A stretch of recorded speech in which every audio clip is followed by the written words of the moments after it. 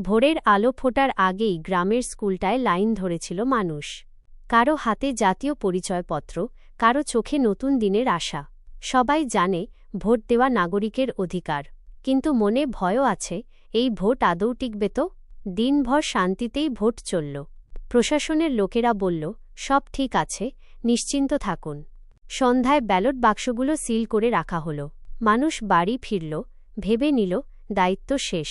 কিন্তু গভীর রাতে স্কুলের আশপাশে অচেনা গাড়ির শব্দ শোনা গেল। কয়েকজন মুখ ঢাকা মানুষ ঢুকল ভেতরে।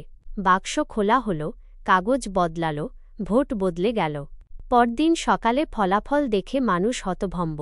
যাকে কেউ ভোট দেয়নি সে জিতে গেছে বিপুল ব্যবধানে। গ্রামের এক বৃদ্ধ প্রশ্ন করলেন, আমরা ভোট দিলাম দিনে আর চুরি হল রাতে, তাহলে প্রশাসন কি করছিল? কেউ উত্তর দিল না, শুধু নীরবতাই বুঝিয়ে দিল, ভোটাধিকার কাগজে আছে, কিন্তু রক্ষার দায়িত্ব আজও প্রশ্নবিদ্ধ।